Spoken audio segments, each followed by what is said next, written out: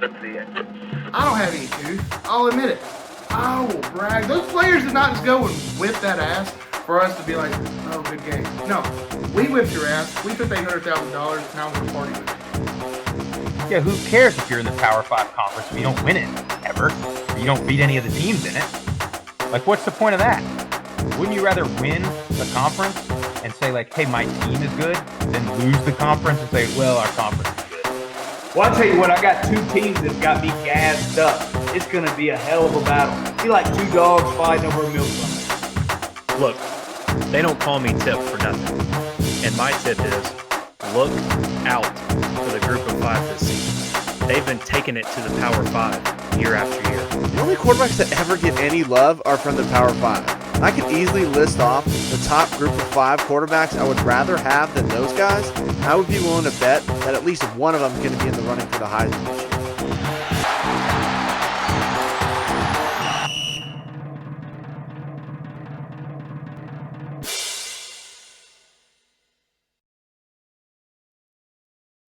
Welcome, ladies and gentlemen, to episode number 5 of the Group of 5 Guys podcast. I am your host, Matt Sprouse. I do want to open up and first apologize immediately for my video and possible audio quality, as I am holding the fort down on Navarre Beach, and I'm in the middle of a Category 4 hurricane at the moment, so you may hear and see some impact of that. But anyway, it's good to be here. We got an awesome show for you guys. I'm going to go around the horn, see how everybody's doing, see how everybody's weekend went. Jesse Grisham, good to see you. Good to see you, Matt. Hope you're staying safe there. Be sure you're literally probably in the worst location. There's windows behind you, so I'm sure if those things burst out, you were going to be hurt. But I'm great, man. Week 0 came by, went away. Now here are week 1. What we all been prepping for. Week 0, just a little taste. But now we're here for the whole slab of meat here week 1. So I'm excited to be here. Well, I will have you know that there's children in the pool. So although the news has they got people out there in kayaks and canoes, there's a couple toddlers right behind me in the pool. So I think we'll be all right. Jeff Murphy, as always, on the sound. How are you, good sir? I'm outstanding, Sprouse. Week 0, great slate of games. Group of 5 on Saturday. Fired up. Had some great showings about some Mountain West teams. Can't wait to talk about it, go over it. Won a little cash on Saturday as well. Mountain West, couple teams put the rest of that conference on notice, I think, this weekend. We'll move on down to Zeke Anderson. As always, it's good to see you. Zeke, what's up, fellas? I'm doing great. How are you guys? Couldn't be better. Good, Zeke. Thanks for asking. I would love to hear more about your Saturday, Jesse. My Saturday? Yeah. My Saturday, it started out nice. I mean, had one of my best friends from Mississippi come to visit, brought his wife and newborn, and was able to hold that little nugget, and everything was great. And then we were able to smoke some meat on the Traeger, and slow and low all day. He's trying to watch some football, and hey, on slow and low cooking out, I have one Miller Lite that turns into 2, 3. By the time I'm about past 10, that's when Jeff Murphy wants to text me and say, "Hey, Grish, let's bet on this UTEP New Mexico State game." And I felt like, I owed it to myself. I put my neck out there saying New Mexico State was going to win. So could you imagine what would happen if they won and I won money off that? The kind of publicity I would get with a group of 5 guys? Well, it backfired on me. I lost. So New Mexico State, you're trash. UTEP, congratulations. No longer like a fan of UTEP for the rest of the year, and especially not a fan of Jeff Murphy. He took advantage of me. He knows he did. Look at my Miller Mondays. Hope you feel good about yourself, Jeff. I've been emoji though. I feel great. I was able to buy my children some diapers and food today. And I didn't get to eat lunch today. Yes, my lunches cost $50. Yeah, I bet they do. Well, hey, certainly last but certainly not least, moving on, Tyler Tipton, as always, it is good to see you. Good to see you too, Sprouse. Ready to talk about these week 0 games and ready to look at the week 1 preview coming up. Well, we got a great show for you guys tonight and this week. We've got, of course, we're going to hit the week 0 games. We're going to check on all our records, how we did on our picks.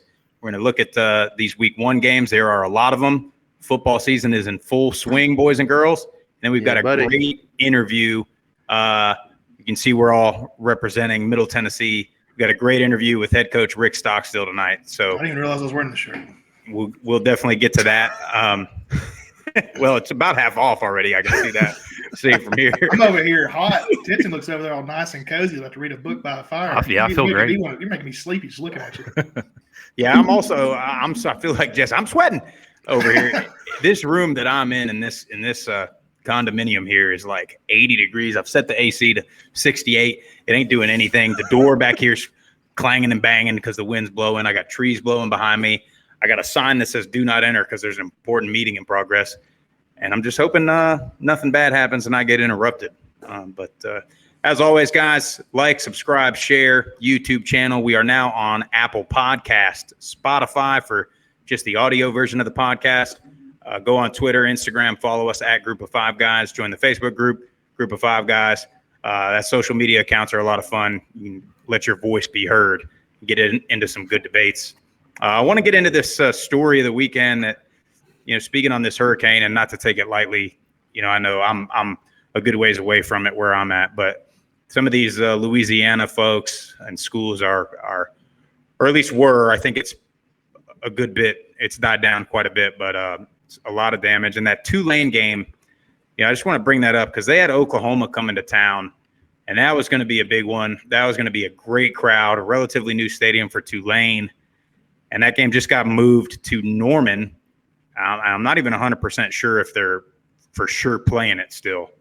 But that's the news out of Tulane. And that sucks, man. I mean, I know we can all talk about getting excited for I don't even want to say a Power 5 because Oklahoma is actually a legit, I'll call them Power 5 school, one of the 5. So that sucks for those players and fans, man. Well, let's be honest here. I'm not a big fan of, Rattler.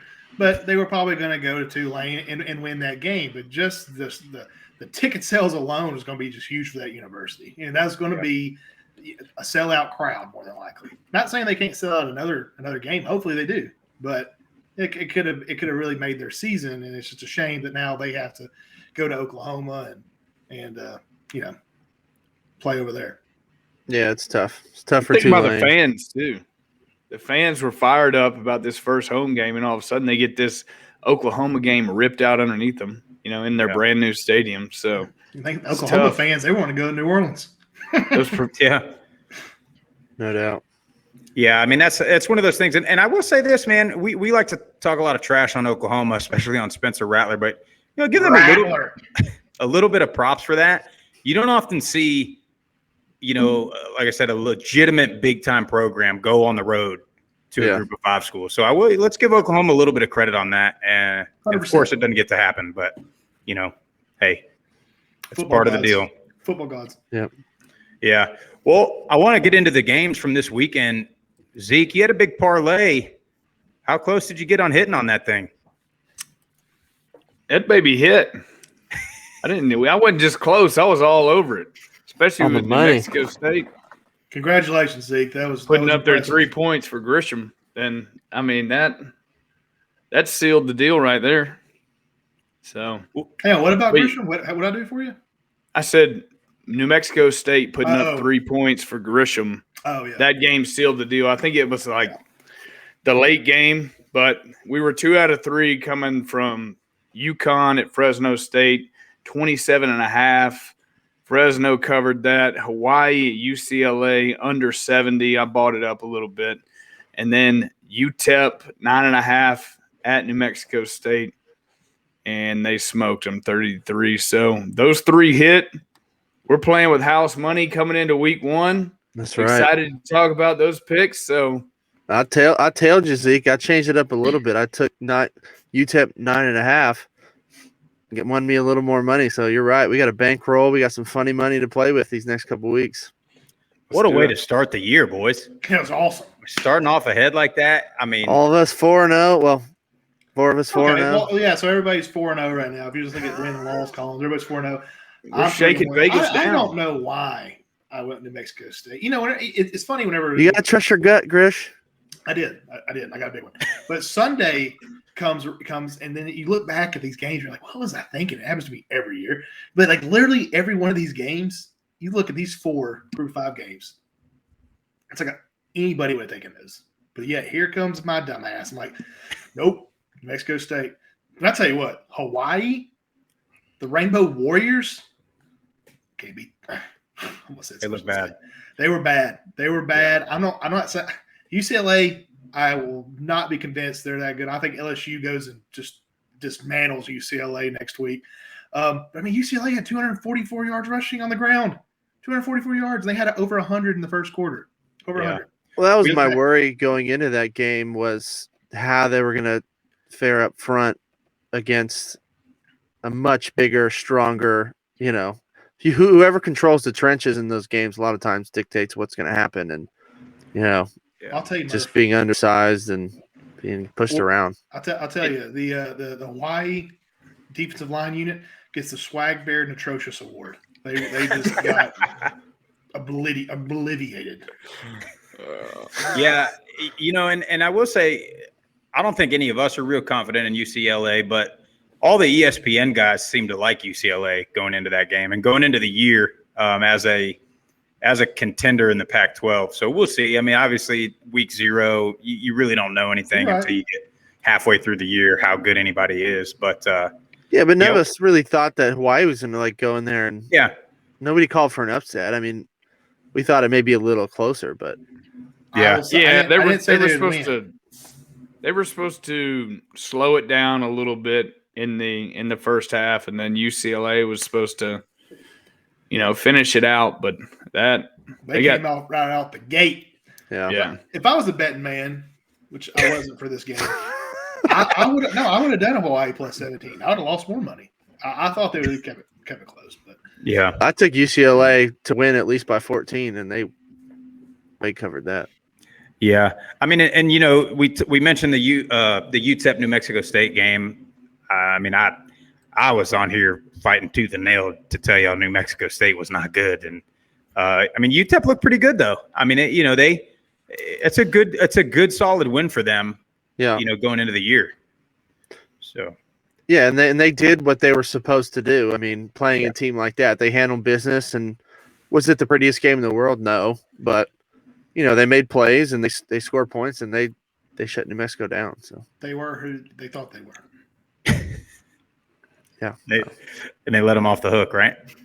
Let them off the hook. Yeah, and I mean the two most impressive teams, I think, both San Jose State and Fresno State. I know we were all high on San Jose going into the year. I mean, they looked good, and we talked about that being a little tune-up for them. Nick Starkel looked efficient. Jeff, you want to talk about his performance at all? I mean, me and Tip we were sweating the games out, and we were just watching them, and I was more impressed with Nick Starkel, out post-game. We all had a lot of hype going into it. He was in the pocket. He looked comfortable. He knew what he was seeing. You could tell it. He was in rhythm. He was throwing the ball. He was first read wasn't there, second read, third read. He was hitting them all, and you could tell.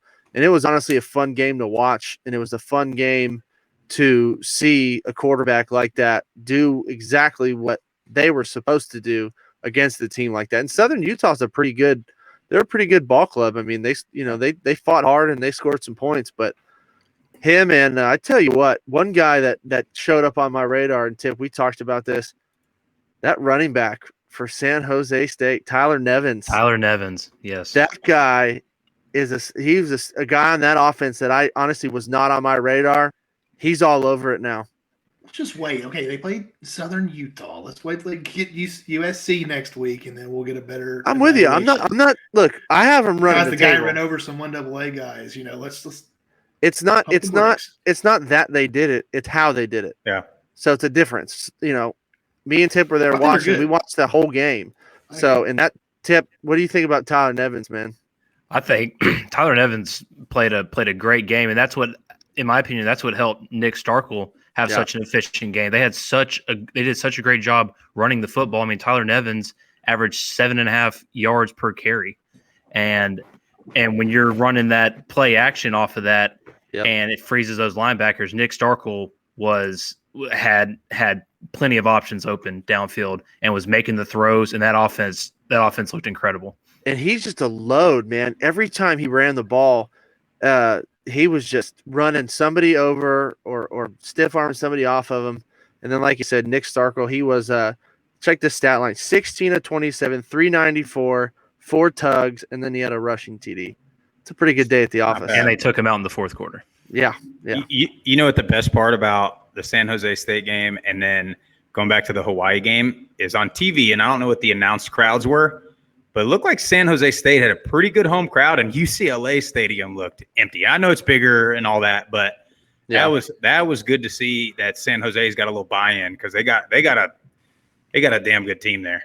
Yeah, I'm not sure. I'm sorry, Jeff. I'm not sure what the numbers are, and I might be wrong on this, but I saw an article about it. How, UCLA, and I think obviously COVID probably has something to do with it, but the UTEP New Mexico State game, they had a larger crowd, I think, than the UCLA fan base. Yeah, I don't know what happened down there in Pasadena, but San Jose State looked full. And which is surprising, being they're both in California and they got a lot of COVID restrictions, but it was awesome to see San Jose State live like that.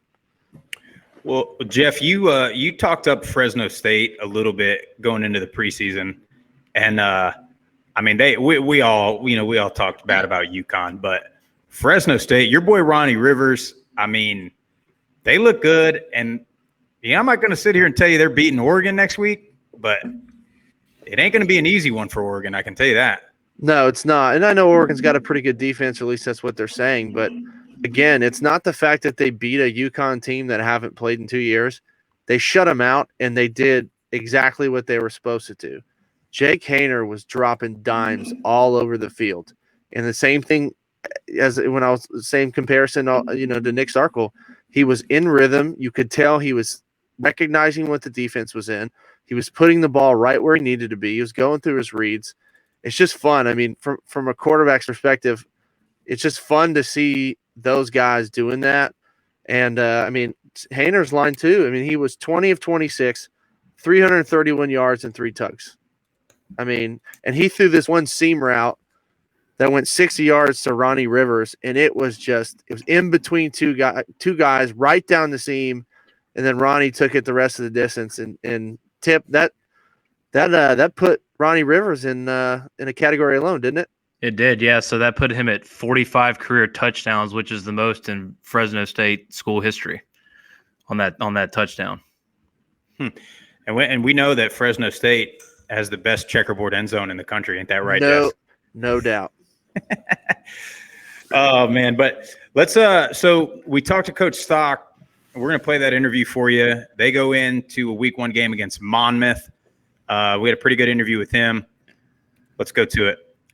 We want to welcome our coach, a guy that means a whole lot to all of us on this show here, Middle Tennessee head football coach Rick Stockstill. Coach Stock, welcome to the Group of 5 Guys podcast, man. Thanks for coming on.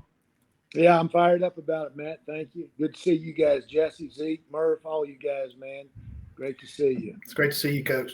Yeah. Coach, you've had a huge impact on all of our lives. Can you just tell us a little bit about what it was like playing for Bobby Bowden, and then as you moved on into coaching and your relationship, going forward? Yeah, Matt, Coach Bowden meant the world to me. And, I've always said and told people that my dad and Coach Bowden were the 2 biggest male influences in my life. And when I went to Florida State, I knew I wanted to coach, but I thought I wanted to be a high school coach because that's what my dad was. And I just, I figured I'd go play some ball and graduate and come back and start coaching in high school. But I got to Florida State and got around Coach Bowden and talking to him and the other coaches. And I thought I might try the college gig there and see, how that was. So, but I've been very fortunate, Matt. I've coached with Steve Spurrier and, Lou Holtz, Danny Ford. Those guys have won national championships.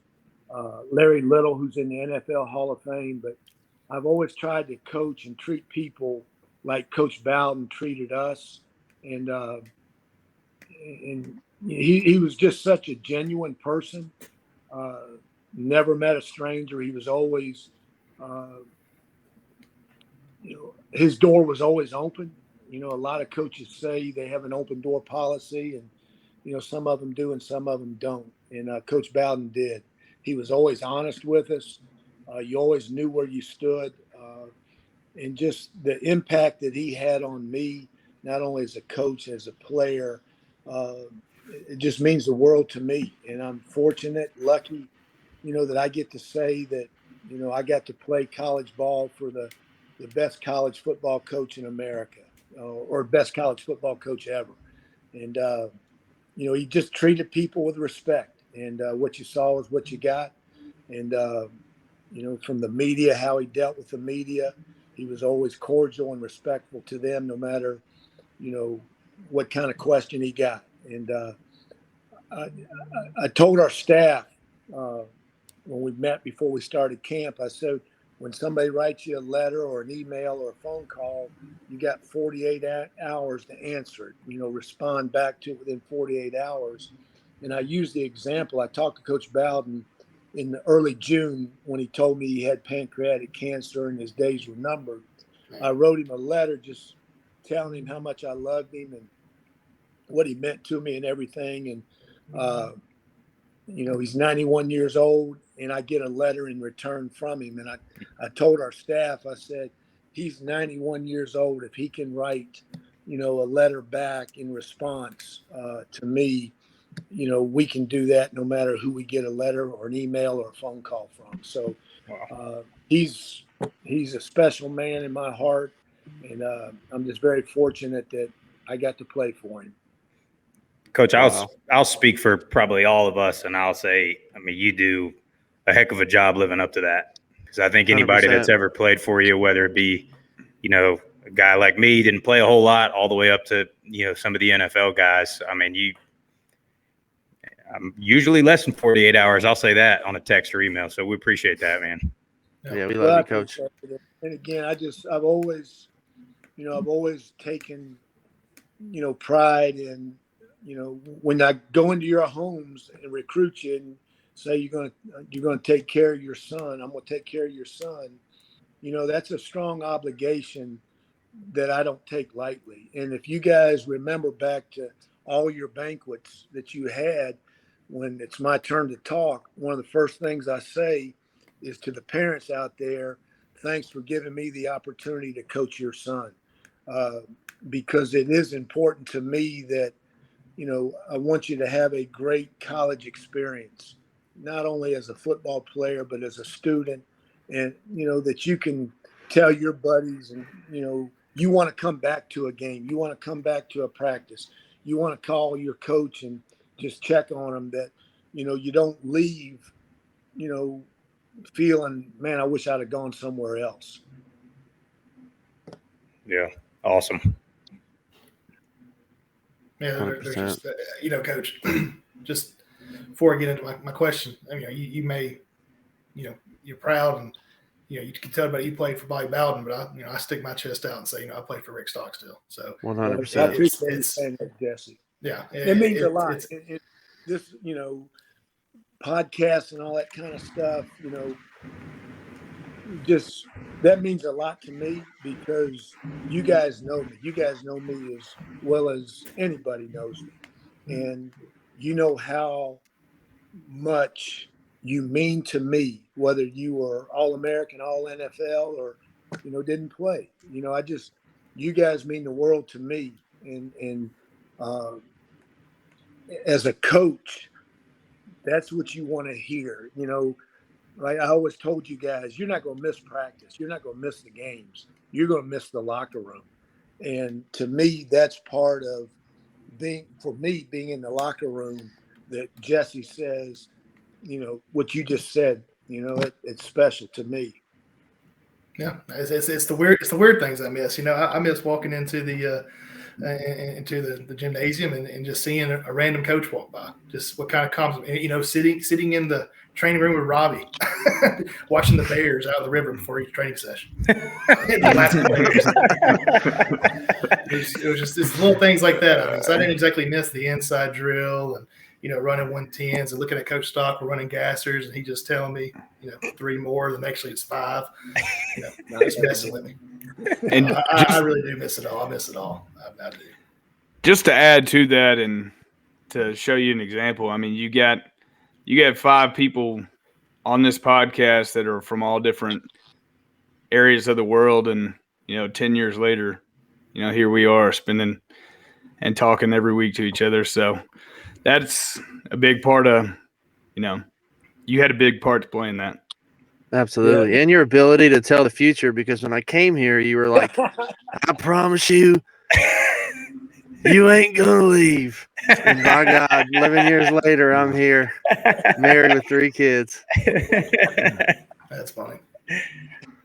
Let's go to Vegas, Murph. Hey, let's do it. Me and you, buddy. Well, Coach, I kind of want to for the fans' sake, because we could talk about our past quite a bit, and we probably will throughout this interview. But I do want to get into some football here. 2020 was a difficult year for everyone, just dealing with the coronavirus, COVID-19. But this year we're still battling. I get it, but this is kind of the first year, in my opinion. I might be wrong, but you're getting a full off season. So we touched a little bit past episodes about how being a college football player it's a full-time job. You get your winter workout, spring practice, you got the mat drills and summer workouts, and then then to fall camp, which we know it's a grind. But just curious on how your players have responded and how they're approaching this week 1. Yeah, Jesse. It's night and day from last year, obviously, and we had a good winter workout last year, and then we went home for spring break. You guys remember, spring break always coincided with the end of mat drills. So, went home, you give them the, be safe speech, spring break and all that kind of stuff. And we never came back. It was the middle of June before we came back again. So guys missed spring practice. They missed the summer. And then August was so discombobulated because so many guys were in and out of quarantine for contact tracing. And you didn't know, we didn't know who we were going to play. We went from playing Duke the first game to playing Troy to playing, Army, halfway through August camp. So then we didn't know if we were even going to have a season. So just the uncertainty of everything that we went through last year. Now we've had a winter workout program. We've had a spring. We had a summer. These guys, because of last year, because we didn't have a good year last year, Jesse, there's a sense of urgency. There's a great, I hate to use the term chip on our shoulder, but we've got something to prove this year. And, our team is hungry. I like our team right now. And, so I feel like we're in good shape going into this first game. Monmouth is a good football team that nobody down here in the South really knows anything about, but they're a really good football team. And but I like our team right now. I think we're in a good place physically, and I think we're in a good place mentally. That's good. I mean, good. So was camp? I mean, just going back to the question, was it kind of a normal camp this year for y'all, like you've had in the past? Well, it was different this year, Jesse, because the NCAA made it different. This year you were allowed 25 practices. Last year you could have 25 practices before your first game. Okay. This year they put a limit. You could have 9 days in full pads, 9 days in shorts and shoulder pads, and 7 days in shorts. So it had to be that. You could not go back-to-back days of full pads. Okay. You could only have 2 scrimmages. When you guys were there, you were allowed 3 scrimmages. When you guys were there, you were allowed 2 a days. All that stuff we haven't been allowed to do. You still had to give them a day off. So, like in a normal week, just say Monday was a full pad day. Tuesday was shorts. Wednesday was shorts and shoulder pads. Thursday was a day off. Then Friday would have been shorts and shoulder pads. And then Saturday would have been a full padded scrimmage because you can't go back-to-back days of pads.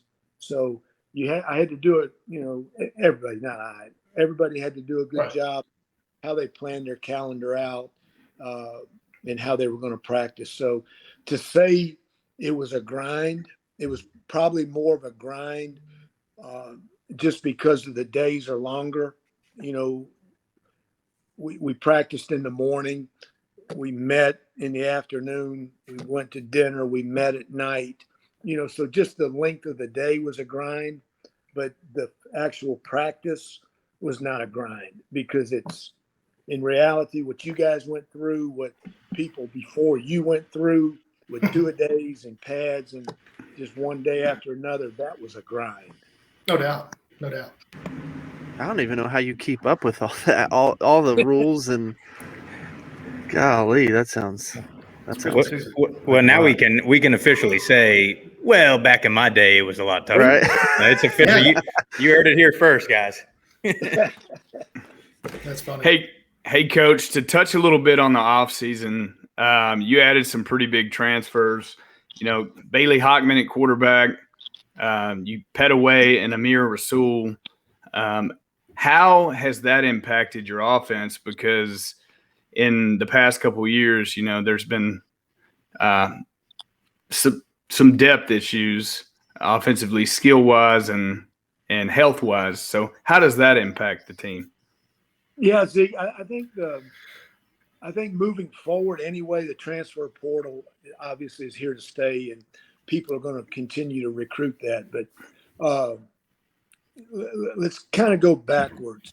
You know, we added 2 transfer offensive linemen, Notori Johnson out of Georgia, who is whatever he was in high school, a 4 or 5 star.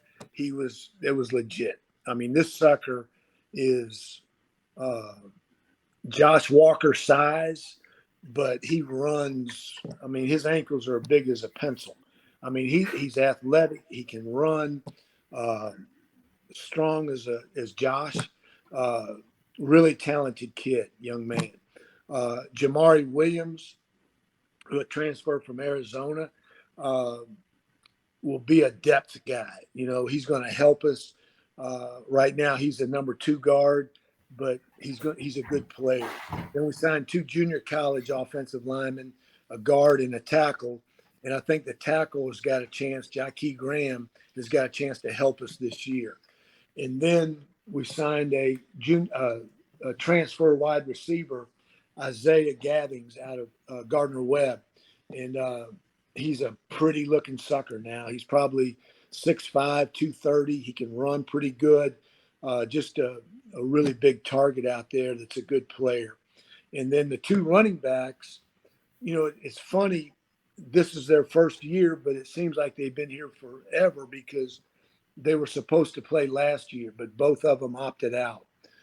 Amir Rasul from Florida State, I think he's going to be special. I really do. And knock on wood, but he can run. He's got legitimate speed. He's got good ball skills out of the backfield. You guys would love playing for him. Just a really, really good person. Just I love seeing him. I love his personality, his work ethic. Man, he goes 100 miles an hour everything he does.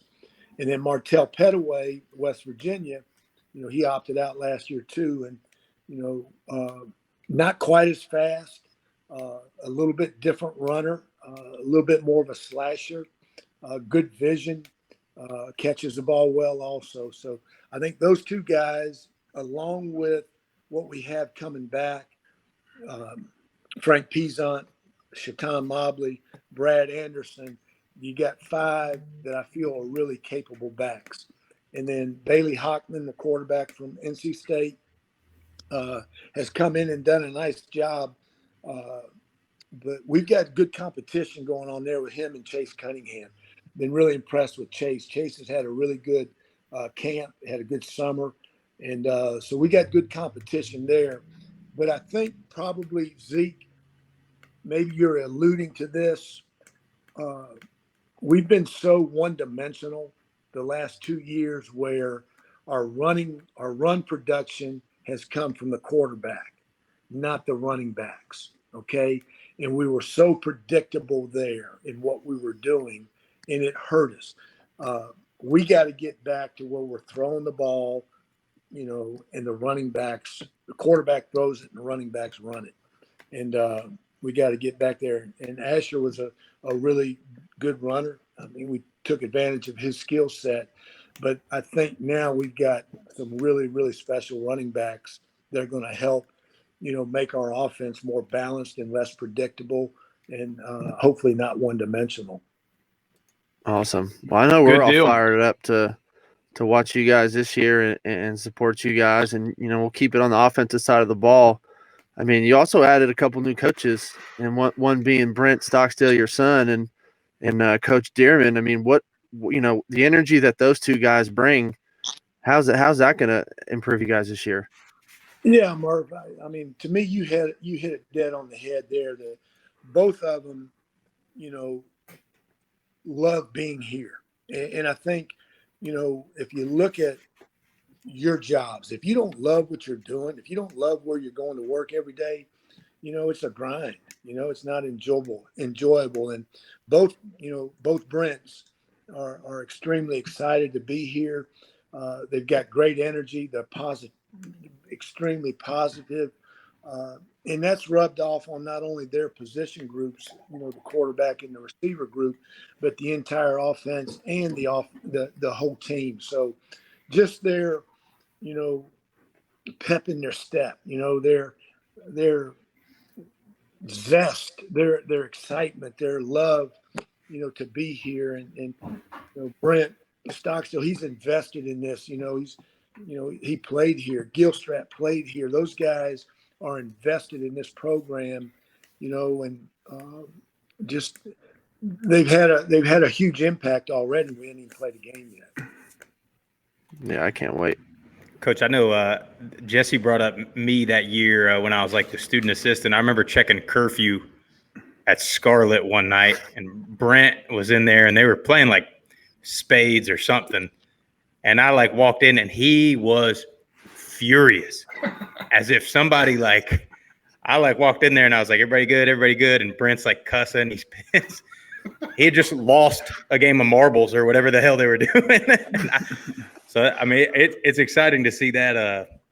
I mean, if he's anything close to as competitive as he was back then, I'm sure he's bringing it out of the team. The guy does not like to lose, that's for sure. He's been that way his whole life, really.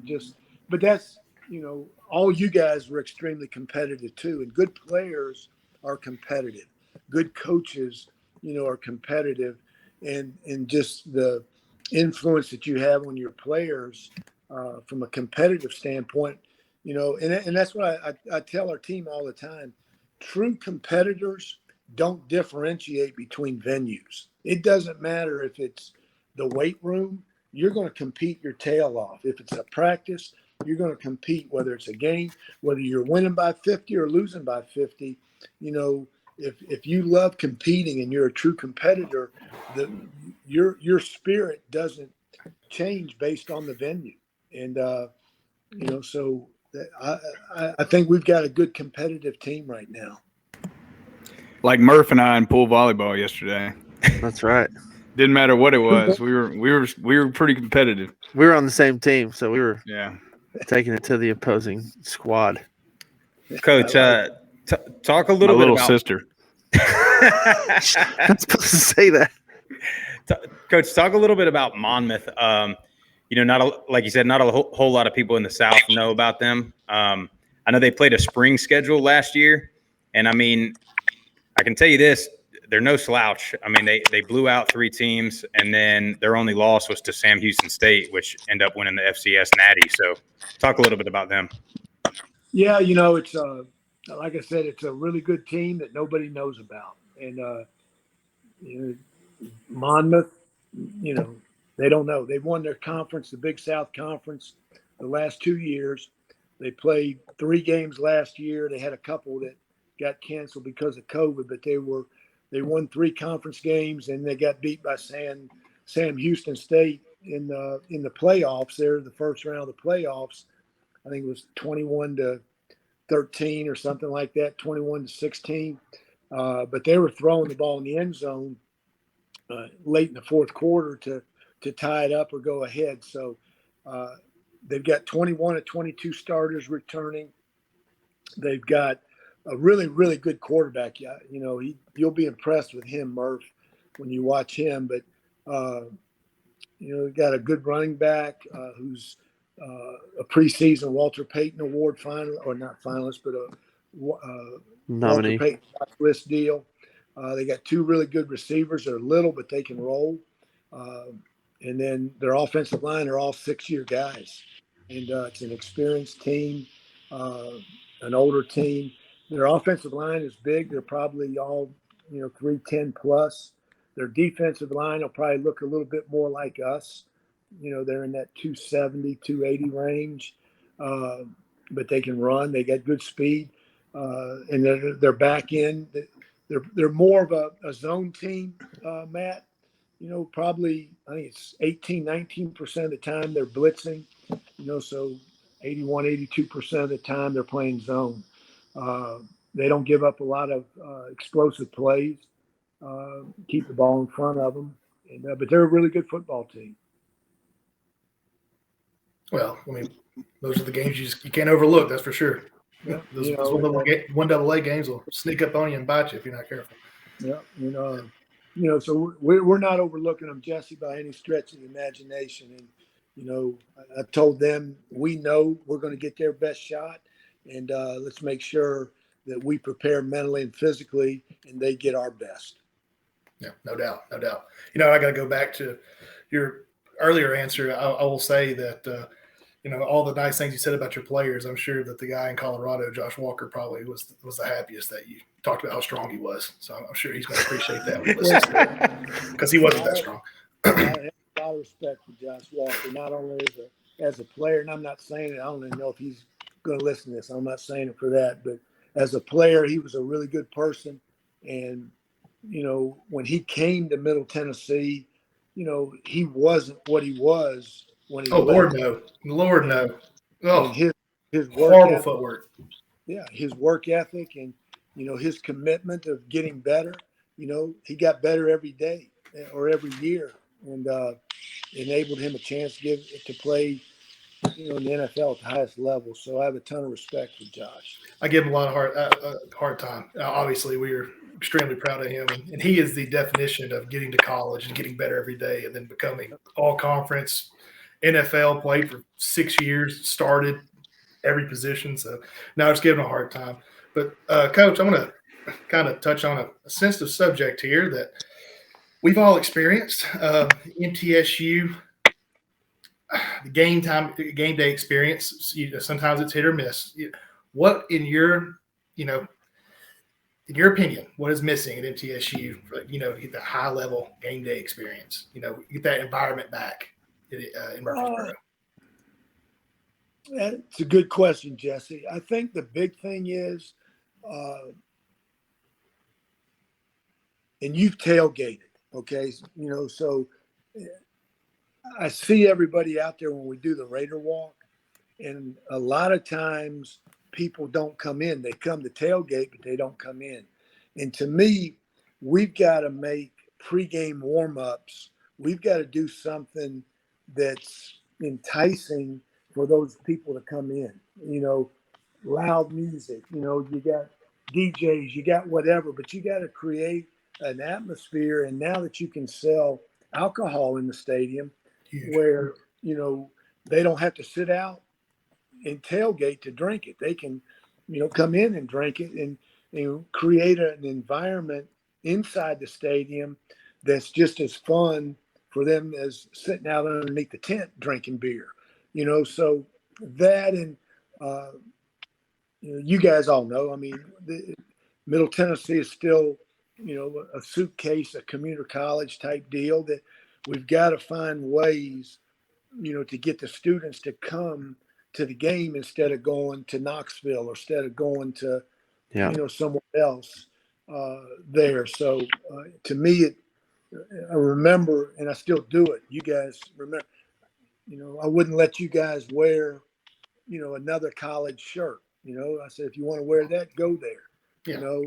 it always drives me crazy, when you see people on campus wearing, a Tennessee shirt or a Alabama shirt or whatnot, that why'd you come to school here if you're going to still wear that? So I think we just, and then hopefully we can upgrade our facilities. Obviously we need to do that, but if we can just, to me, the pregame stuff is we've got to create an atmosphere where it's, because you guys go, when we go to those SEC stadiums and the music's loud and, the just a lot of stuff going on, that it's fun for students. It's fun for people to come into the stadium. Yeah, you just got to get these, the fans to want to go to the Marshall game. Everybody wants to go to the Virginia Tech game at home. You want to go to the BYU game, Vanderbilt at home. But we got to get to these conference games. You'll have 30,000 people at the game against Virginia Tech, but then the next week, even if you beat Virginia Tech, the next week you're just going to have 20,000, which still that's a huge drop off from the week before. I tell everybody all the time when they'll say, "Hey, I'm going to go to the Alabama game or I'm going to the Georgia game," I say, "I don't care about that. I want you to come to the home game." 100%. That little blue shirt there in 100,000 people of Alabama, you ain't gonna make a whole lot of difference. You can make a huge difference when you come to to the home stadium and you got 25, 30,000 people in there. Well, I'm hoping they can continue. I mean, they've done a couple things over the last few years that have done, have been really good things. And with Wes Hofacker kind of heading up the varsity club this year, I think that's going to be a big time improvement. 100% with him, Murph. Wes, I mean, we got to spread the word. Wes has done a jam up job on varsity club, getting guys. And, I always tell you, you guys are appreciated. You can come back. Every time you come back, I'll give you something, whatever, shirts, whatever you want. But we got to make sure that everybody knows that they're appreciated, when they come back. And Wes has done a great job with that so far. To touch on that topic just a little more, the last two coaches, as you mentioned, we've had on the show, Justin Watts at App State and Chad Lunsford at Georgia Southern. And those two schools' atmospheres are a lot different than the Blue Raider atmosphere. So, I agree. It's not, so to speak, to say that they're, smaller time football, but do you think that the growth of Nashville and the popularity of the tourist aspect of Nashville has hurt or helped MTSU from, a recruiting standpoint, or what do you think? Probably a little bit of both, Zeke. I think the growth of Nashville, like when I first got here, everybody talked about you had to go out of state to get, your players because there wasn't enough, good players in the state of Tennessee. It wasn't that there weren't good players. There just weren't enough that, to fill up a roster. And now more and more people are moving into Murfreesboro or into the Middle Tennessee area because of what Nashville, what Williamson County, what, all Franklin, all this stuff Murfreesboro provides you, the quality of living and, the opportunities and everything, that now there's more players. Okay. But we're also right next door to a NFL team. We're right next door to an NHL team. We're in the middle of the SEC. So compared to App State and Georgia Southern, Statesboro there, they're the only game in town. There's not a whole lot going on, within a couple hour radius of those two schools. So that helps them. It hurts us because there's so much more going on in this area that I think, people have more choices, so to speak. I want to go here this weekend instead of going to a Middle Tennessee game, and hopefully we can get that changed.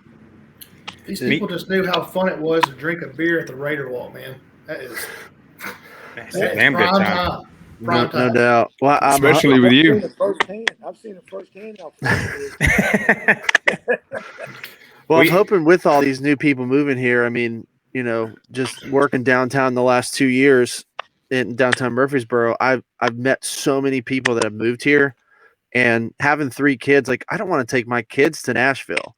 So I'm hoping, last year it was such a weird year with COVID and everything. So I'm hoping this year that we'll see, some of that new growth, show up at the MTSU games. At least I'm hoping. Yeah, that's how it starts, Jeff. Go ahead, Coach. No, I said I'm with you, Jeff. I think we're going to have I think people are hungry to get back into the stadiums where all across the land. And, as crazy as this last year and a half has been, and I tell fans, people this all the time, that those 2 hours in a stadium, where you can forget about everything going on in this world today, it gives you 2 hours of just almost a peace of mind, of relaxation that, hey, this is pretty cool. This is fun here. I think Jeff, what you said, that's a big part of anywhere is starting them young and educating the fan base, getting those fans involved when they're kids, so that you're not having to convince a college student that's been the fan of a certain program their whole life to now become a fan of this team. But Coach, in the interest of time, we'll open the floor for you. Obviously, we're all gonna talk up our experience because we all loved going to middle and playing for you and playing for any of the coaches we had in Murfreesboro, the whole deal. But floor's yours. Whatever you got to say to recruits or fans or your players, it's all you. I just probably more to you guys, former players, more so than our current players. But just how much I appreciate you guys, all of your sacrifices, everybody. What you guys went through from a physical standpoint, from injuries, everything you did. I've got so much respect and appreciation for you guys. I love every one of you, former players, and I'm talking to everybody, not you 4 guys, but just you mean the world to me, and I'm honored that I got to say that I got to coach you guys, and I appreciate all your sacrifices and everything you did for Middle Tennessee, while you were here, and then support this team, fans out there, support this team, and they deserve to walk out that stadium and see a bunch of people in it. And I have so much respect for players last year, football, baseball, basketball, every sport that had to go into empty arenas and play. And you guys know how you feed off a crowd, the energy that the excitement that they provide for you as an athlete. And now you're going to go out there and there's nobody there. Your family, your friends can't even be there. It's like a Saturday scrimmage. It's a practice with nobody in the stands. So I hope people come out and support this team because they deserve it. And you'll see a great product on the field. And we're hungry and excited to play this year. Well, Coach, thank you so much for everything that you've done for all of us, but especially thanks tonight for jumping on with us. We had a good time. We'll see you in a couple of weeks. We'll be coming to Murfreesboro for the Marshall game. We're going to a lot of Marshall games this year, but we'll be up there for that one. So we'll see you then. Charlotte too. And I'll see you Saturday. Yep, sounds good. Appreciate. Isn't that right though?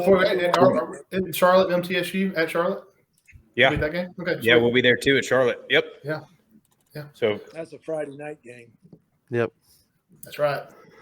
We appreciate you, Coach. Nice in season, Coach. Love you guys. Coach, we love you. Love you too. Love you, Coach. Thanks, Coach. Appreciate it. Coach Stockstill, man. Love the guy. I know we all love him. The best. Appreciate him coming on. Good interview. He's excited about their team this year, man. And I know a lot of coaches are going to say what going to give you coach speak, but they got some transfers, and I mean, he definitely thinks highly of Amir Rasul, and the quarterback Hockman. So yeah. Hey, I'll say this: the best thing about MTSU's program, which you can't say enough about, is he is the best thing about that program. Like, do you choose a guy that's going to love you, take care of you, actually want the best for you, or is it going to be because their stadium's a little newer? Now, I get it. That plays a huge part. But if you want a guy that's actually going to be there for you for the rest of your life, go to MTSU. Get another fatherly figure. That's what he is. For sure. Yeah, and we're going to try not to be Blue Raider homers on this show. Oh, no. Facilities suck. Facilities are horrible. Yeah. Atrocious. The stadium's not bad. It's just they do a poor job, like Coach said, of engaging the student body. In my opinion, they cater to the older crowd just because of they might write a bigger check, like the announcer. And Strauss, I saw an article the other day, because when I did my Miller Monday facility rant about MTSU, I wanted to make sure that it was bad. And then I looked, MTSU was ranked like 5th or 6th in Conference USA on stadium. Some people actually liked it. The stadium's not bad. So, and the locker room is not terrible. It's just I see people getting these upgrades every like 5 or so years, and you got to do more than just put new lockers in, or putting a couple of pool tables. I mean, some of these guys you're getting further and further behind every other year. And the practice fields, I'm sorry, got to get better. You got to do something. Put a pavilion like UAB or something. But I mean, it's unfortunate, because a lot of what you see, and you see some schools do these quote upgrades, and a lot of times they're just putting a paint job. It's like putting a Band-Aid on, like an infected wound. Mm-hmm. All it's doing is covering it up for a couple of years, but you're just getting further and further and further behind. And like, Coach Stock brought up Murfreesboro, Nashville, and that area being a really good recruiting ground, which it wasn't, a few years ago. And you got to give those guys a reason to stay home. For sure. Just credibility to him, though, Matt. I mean, he's like I said, fighting for his life for quality talent on his team, and he's still going and beating Power 5 schools. Competing in the conference. He was in the conference championship not too long, a few years ago. Yeah, he's doing a hell of a job. But they got Monmouth, and he mentioned him. And to be honest, I don't even know where Monmouth is. I'm guessing it's in the Northeast because he said nobody in the South knows about it. But they're not overlooking them. But I mean, look at Monmouth's schedule from last year. They played in the spring. They beat Charleston Southern 35-17. They beat Gardner-Webb 48-19. They beat Kennesaw State 42-17. And then they lost in the first round of the playoffs to Sam Houston State 21-15.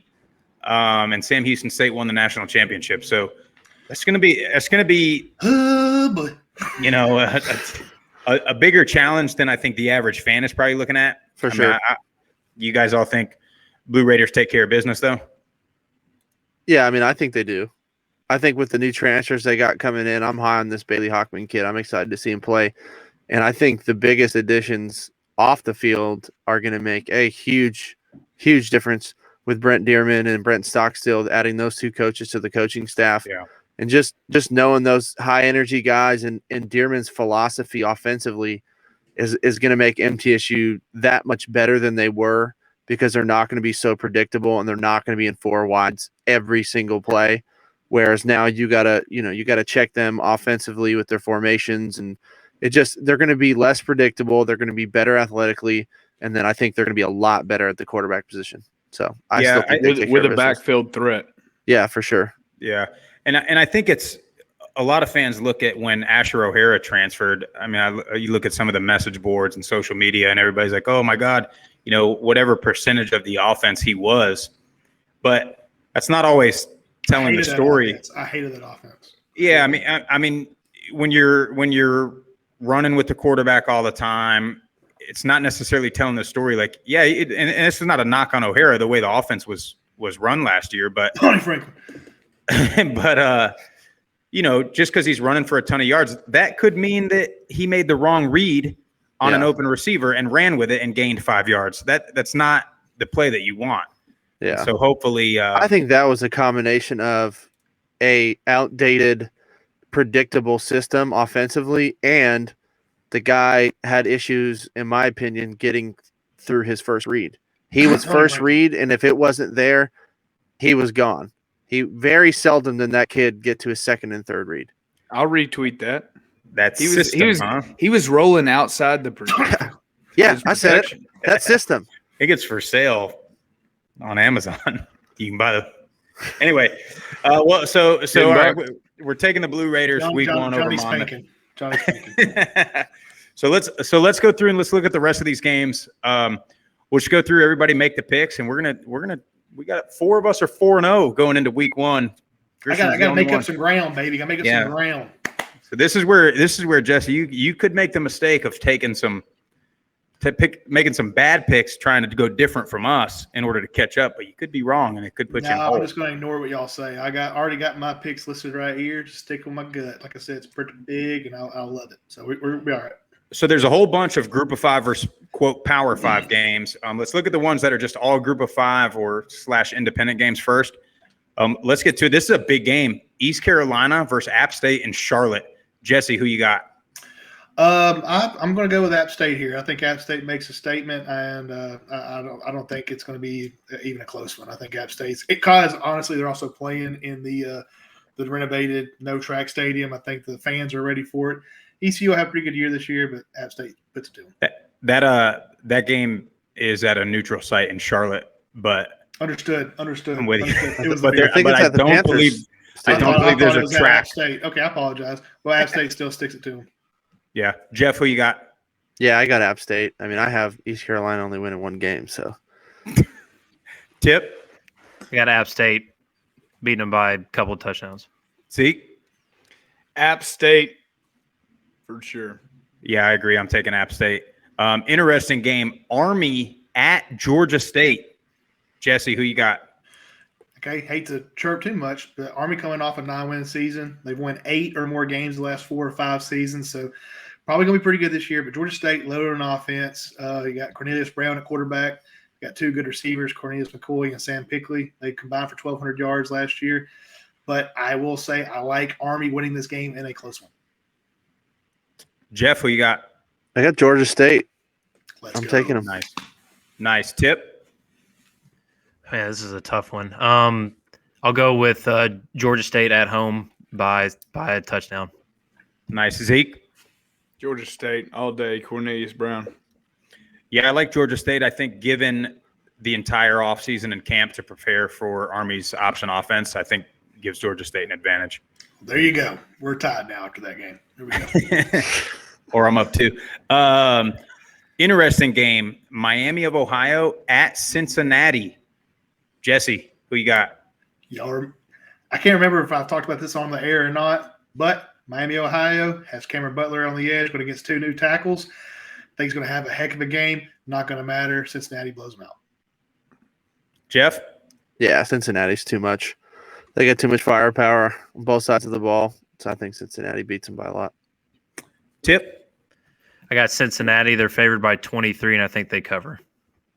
Zeke? Cincinnati, they cover 27. Ooh. Easy. Yeah, I like trying to make a statement.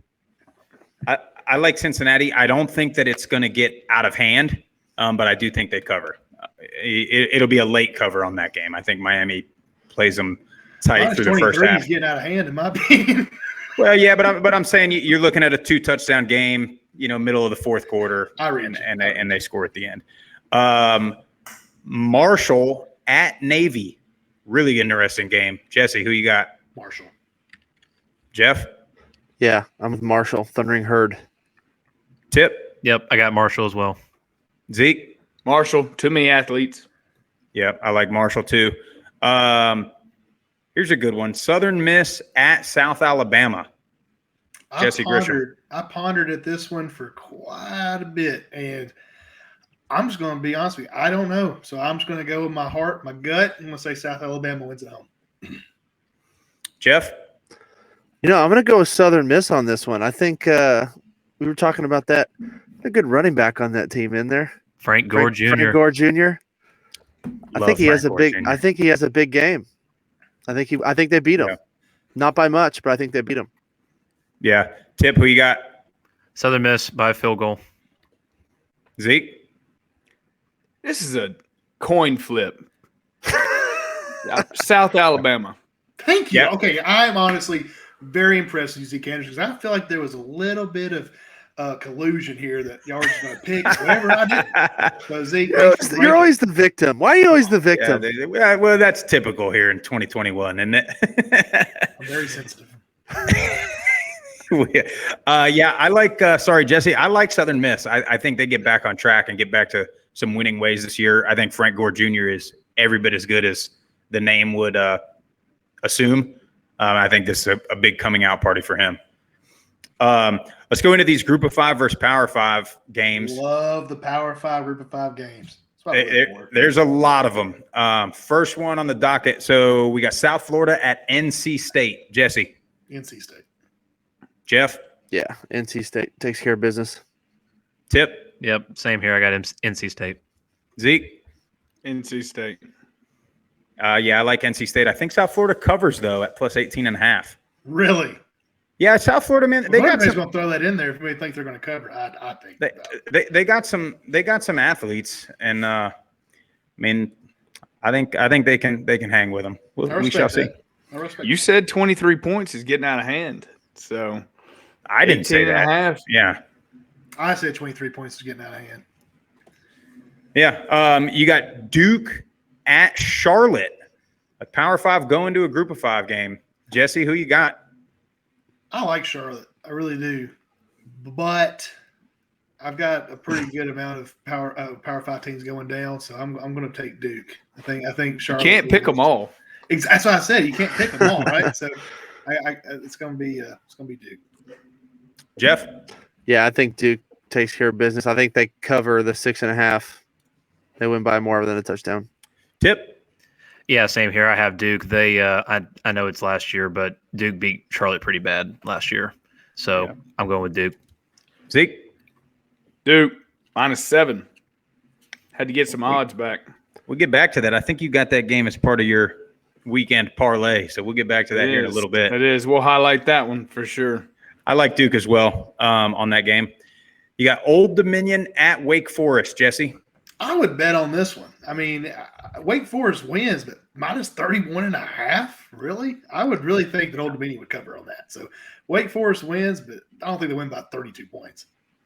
Jeff? Yeah, I mean, I think Wake Forest wins. I'm going to be honest. I know nothing about Wake Forest, so I'd be a little resistant to bet on them just until I do a little research. But they're black and gold. Well, I know that. Tip? Yeah, same here from a betting perspective. I wouldn't touch this game, but I think Wake Forest wins at home. Zeke?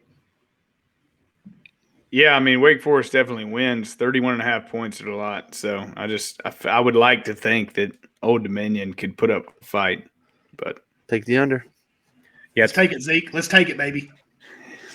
I like Wake Forest too. Old Dominion didn't play last year. They had their whole team kind of opt out, or I'm not real sure what decision they made, but they didn't play at all last year. So I think we could have a UConn type scenario on our hands with that. Bowling Green at Tennessee. Jesse Grisham. Tennessee. Jeff? Yeah, unfortunately, I think the Vols beat them. Tip? I'm going to go with Tennessee, but I think Bowling Green covers the 34. Zeke? Exactly what Tip said.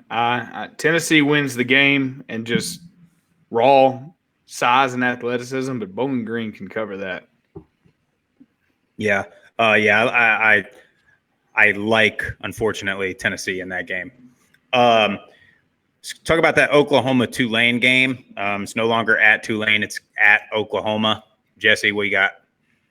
I mean, Rattler probably has a bad game. They bring in the second-string quarterback. He probably puts up 4 touchdowns. They win. So.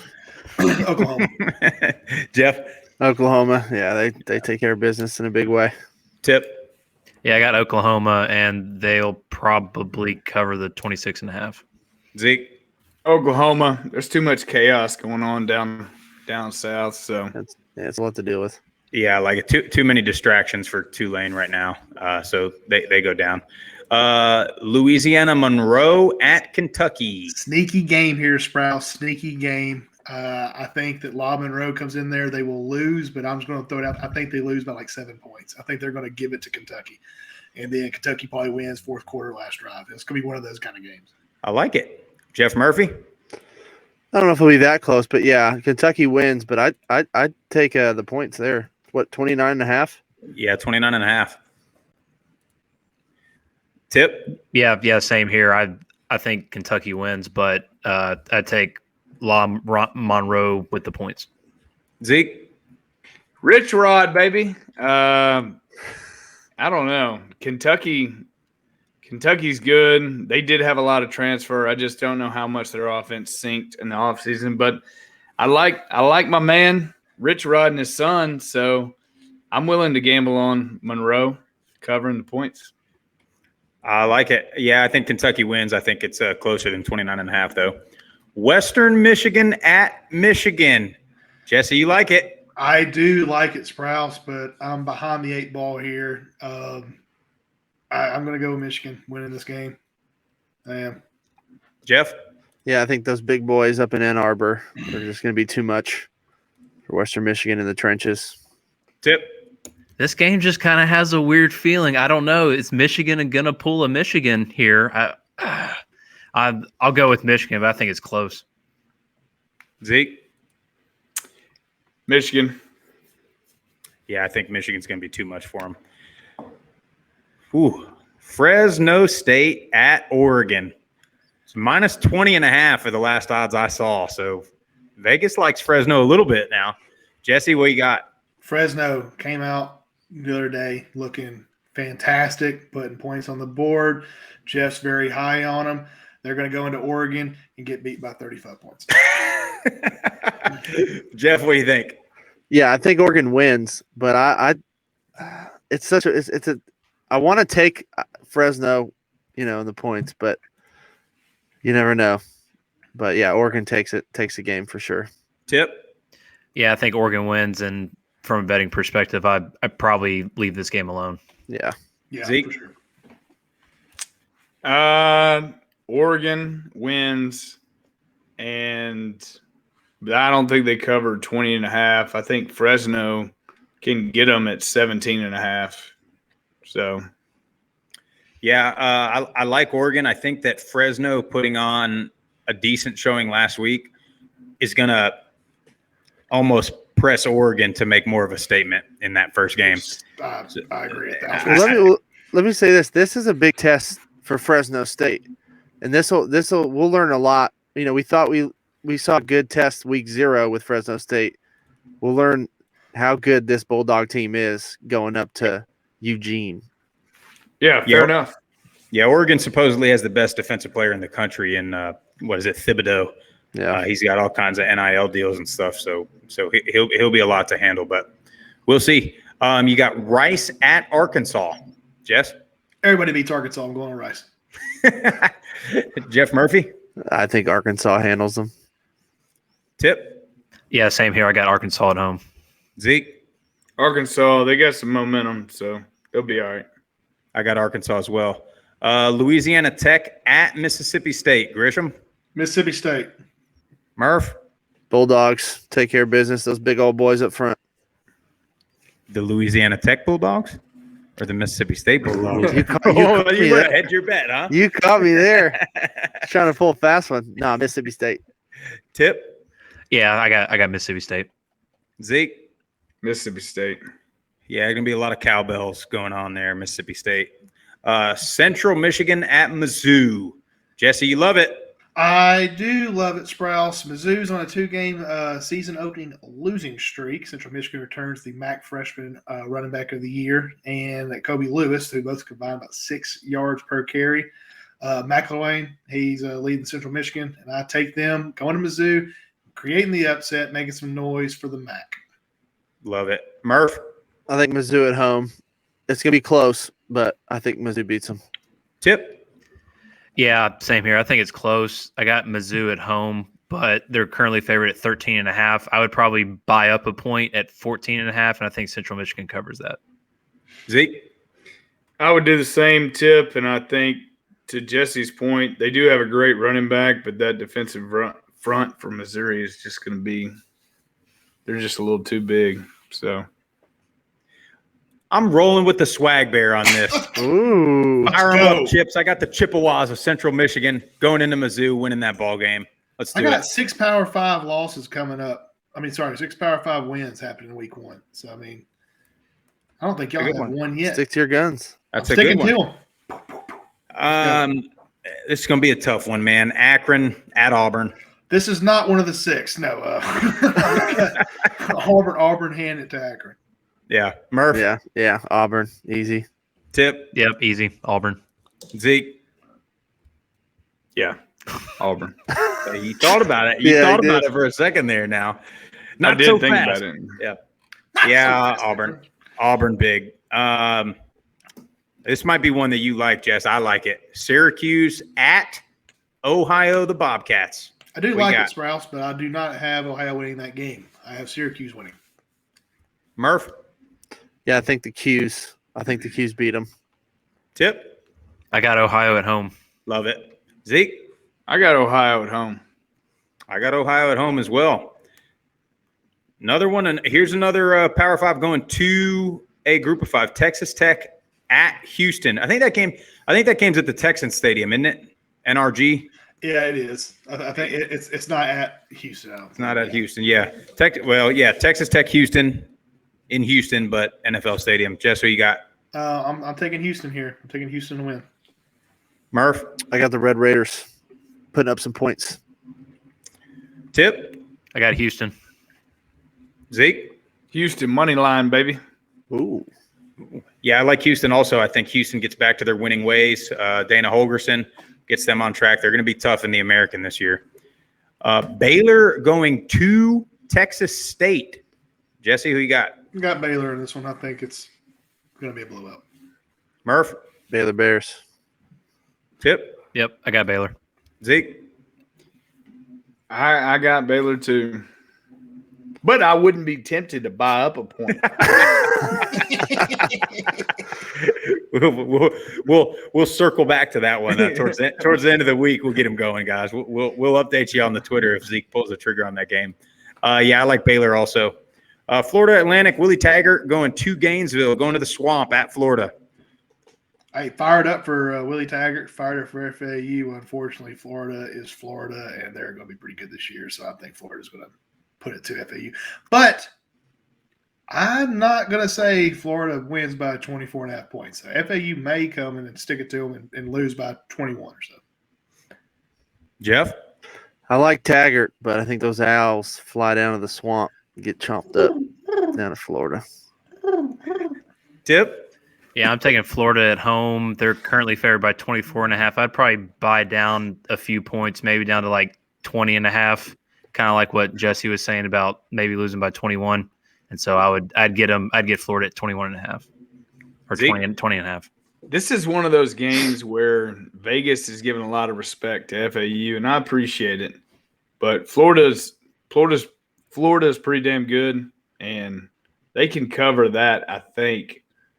So, yeah, I'm with you, Zeke. I think Florida pretty big. Northern Illinois at Georgia Tech in Atlanta. Jess? You ain't here they were in 2011, so I'm saying Georgia Tech has a good come-out party first game of the year and wins. Georgia Tech. Murph? Yeah, I think Georgia Tech takes care of it. Tip? Yeah, I got Georgia Tech. Zeke? As scheduled, Georgia Tech. You got Kent State at Texas A&M. Jesse Grisham. I'm excited to see what y'all boys have to say about this game. I'm going to say Texas A&M handily, but what do y'all got? Murph? Sprouse has been pumping up Dustin Crum, man. I can't wait to see him on the big stage here. So I think Texas A&M wins, but we'll see how close or how far. Tip? Yeah, I got Texas A&M, from a betting standpoint, they're favored by 29. I'm probably staying away from this one. Zeke? Yeah, I mean, probably staying away from, like Tip says, but I am rooting for Dustin Crumb's campaign manager, Matt Sprouse. So I'm rooting for it. Probably not gambling on it, but I'm rooting hard for it. Let me walk you through how this game's going to go, okay? Texas A&M wins this game, but this is the game that every top 5 or 10 contender has every year when they play a school that's not supposed to be as talented as them, but all the fans are going to walk away saying, why in the hell is that quarterback so good, and why can't we get a quarterback like that? So that's what's going to happen. So Texas A&M is going to win, but Dustin Crumb's going to have a hell of a game, and it's definitely going to put his name. It's going to be closer than A&M fans would like. I think it's one of those where A&M gets up, 2 or 3 touchdowns early, and then it goes back and forth the rest of the way. Let's go even further into it, Sprouse. What is Dustin Crumb's stats that game? Did he throw any interceptions? One interception. How many I TDs? I think he throws for 4 or 5 teeters. 4 or 5 teeters? Yeah. Jesus. I think he's going to throw. I think, and look, A&M might have one of the best defenses in the country, but I think he's going to throw it all around the field. And I mean, look, all of this might not happen at all, and I look like an idiot next week, and I'll be here to own it. But I think he's going to have a really good game, a really solid game. Hashtag what? Crumb for Heisman. And let me tell you something. Kent State, if your social media department is watching this and you don't start putting Crumb for Heisman under every freaking social media post, I'm coming up there. And we're going to have something to say because you got all kinds of other stuff. You got Flash Fast going on, but you don't have Crumb for Heisman. It's starting to piss me off. All right. Might be because they haven't played a game yet, but who knows? You got to start somewhere, dude. 100%. Spencer Rattler's had a Heisman campaign going since he was in middle school. So, I mean, you gotta believe it before it happens. Yeah. All right. Utah State at Washington State. Jesse? Michael James goes up to Washington State. They keep it close. They lose, though. Murph? I think Washington State beats them pretty easily. Tip? Yeah, I got Washington State at home. Zeke? The only thing I know about this game is Micah James, and I'm going to have to root against him. Washington State. I think Washington State, Utah State's not there just yet. I give them a year or two, and they'll be a really good team. Yeah. Let's go on. So these are the top 5 games of the week here that we've got for you. These are big ones, in my opinion. We'll start out west. Nevada at Cal. Jess, who you got? Nevada. Murph? I got the Wolfpack. Carson Strong. Yeah. I love Nevada. Tip, who you got? I also have Nevada. Zeke? Nevada money line. Is it Nevada or Nevada? Do we know? I know. Yeah. Depends on where you're from, baby. My education was a little bit different. than y'all's. Honestly, you said Nevada, so I said Nevada. I always say Nevada. We'll get a Twitter poll tonight going on. What do y'all say? Pecan or pecan? What do y'all say? Depends on what we're talking about. Pecan pie. Shit, I say pecan. Yeah. I don't know why I It's said pecan pie. I say pecan pie. I just confused but I say myself. pecan. Yeah, I don't know what. Yeah. When I'm drinking Miller Lights, it's pecan pie. When I'm sober, it's pecan pie. All right. Whatever can pecan your mouth.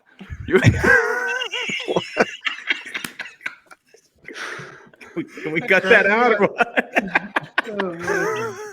Yeah, I also like Nevada. I like Carson Strong. I like the Wolfpack this year. Interesting game here. UTSA at Illinois. Jess? Okay, I'm probably going to get some hate for this. Last week, I said UTSA. After seeing Illinois play Nebraska, and Nebraska ain't back either. Scott Frost just stayed at UCF. He's literally looking in the mirror now like, what have I done? Yeah. Do you realize what you've done? Illinois went and handled business in Nebraska. I do like UTSA ever since Tyler Tipton's Sincere McCormick speech. I love it, but I think they still have a good season. I think Illinois will win this game, though. Murph? Yeah, I got Illinois. I think they're a little too much. Tip? I'm riding the Sincere McCormick train. Yeah. Give me UTSA. Zeke? ride that Sincere McCormick train. I'm pretty sure that Illinois' quarterback got hurt last week and is not going to play this week. So that changes a few things. That changes things. So I just want everybody to know the narrative going into this game. Had Nebraska won that game, it would be all over the news that Nebraska's back, Big Ten conference win, the whole deal. And now when UTSA beats Illinois on Saturday, it's going to – instead of it being like, wow, awesome win UTSA, it's going to be Nebraska wow, sucks. Nebraska's really bad. That's what the narrative is going to be. But I think UTSA goes up there and handles business, and it's another coming out party for old Sincere McCormick. You got San Jose State at Southern Cal. Jess? This is like I wish I wasn't the first one to go. We'll go backwards. Zeke? San Jose State, baby. Tip? I like – oh, go ahead. No. Go ahead. Who do you like? I'm fired up about Nick Starkel. Ever since that guy tweeted that he was the worst SEC quarterback ever. Well, great. Glad you did that because he's probably, other than Dustin Crum for Heisman, he's probably the second best quarterback in the group of 5. Tip? 4th. I want to pick San Jose State so bad, but I'm going to go USC at home, and I think San Jose State will cover the 15 points. I meant the Mountain West, by the way. Look, I have the Trojans of San Jose running the table. They go in to Southern California, and they handle the Trojans down there. Nick Starkel proves why he's one of the best quarterbacks in the country this Saturday. Jess, I'll let you go last. I'm going to go San Jose State because I think in a real-life battle, a Spartan is taking it to a Trojan. That's my thoughts. Jess? I just had a coming to Jesus moment. I literally said last week, San Jose State. The week before that, I said San Jose State. San Jose State took it to Southern Utah last week. And I'm the freaking swag bear, baby. I'm not going against the group of 5. San Jose State takes it to USC. I love it. I absolutely love it. We got big one. I'm a little worried we might have some distractions with our boys down there, but we got Louisiana at Texas. Jesse Grisham, what do you like? Louisiana, like them all day. You know, 2020, they were 6th in passing defense in the country, 33rd overall in the whole country. 22 players last year, Sprouse, played 100 snaps or more for Louisiana's defense. All but one player is coming back on that defense. Texas, very inexperienced on defense as well. Look for Levi Lewis to just have a campaign starting Heisman dark horse season starting with Texas. I'm saying the guy throws like at least 4 touchdowns, and the defense shows up, sticks it to Texas. They could probably win by at least 10 points. I'm taking Louisiana. They make a statement this Saturday. Love it. Murph? Texas is hot trash. I don't care if they have Matthew McConaughey in the stands. He's not on the field. Levi Lewis and company go in, and they take care of business. All right. Tip? I got Louisiana. Give me the money line at plus 245. Zeke, you still picking the Cajuns with a crawfish on top, You ain't guys, Murph and Jesse took my whole spiel. I was coming out the gate saying, all right. Louisiana comes in the house and serves up Matthew McConaughey with a spoonful of jambalaya, and he's going to like it. I love it. Yeah, I like the Cajuns too. Texas just announced true freshman starting at quarterback too. So I like the Cajuns on that. Game of the week, best game across the country of the week, and quite possibly the biggest group of 5 regular season game of all time. Boise State at UCF on a Thursday night. Jesse, what you got? Very excited about this game. I'm going to go with UCF just because it's at UCF. I'm not hating on Boise State whatsoever. I think if UCF went to Boise, I think Boise would win. But it's going to be at UCF, Gus Malzahn's first game. I think it's going to keep it close. I think they win like a field goal or something. It's going to be one of those games. So the fourth quarter is going to keep everybody on the edge. And I think a field goal by UCF probably last 3 seconds wins the game and party in Orlando. Murph. I'm going to be honest here. I had UCF winning when we did our predictions. I've been doing some peeking into what's going on there in Boise State. I think the Broncos upset Gus in his home opener. I'm taking the Boise State Broncos. Wow. Tip? Murph might have just I think I'm going to go UCF. But like what Jesse said, I think it's going to be close game of the fourth quarter. It could literally go either way, but I'll take UCF at home. Zeke, you think UCF's the best Group of 5 team in the country. So you got them winning, I take it. I got them winning, and I got them winning by more than 5.5, because let me tell you why. You take these potato-popping Boise State folks out of the West, and you bring them down to the heat. Come on down to Orlando, baby. Guess what? What happens the first game of the year? Everybody cramps up. Everybody cramps up. Orlando, they have been down there practicing all summer in the heat. They hadn't been inside their nice indoor facility. They've been prepping for this. The potato poppers are coming down and getting smoked, and they got a long ride home after it. And UCF begins their reign to going undefeated this year. Dylan Gabriel, baby. I'm going to do hashtag potato poppers for a second. Yeah, I like UCF, and I like them to cover too. I think the bounce house is going to be rocking. I think they take it to them. It's a big game. A lot of big games this week. Fired up. Week 1. Let's get to last call, and I'm going to give it to Zeke. I want to hear you got an awesome parlay going into week 1. I want to hear it. What you got? I have, starting off with Matthew McConaughey's dinner, Louisiana Raging Cajuns covering 9.5 going into Texas.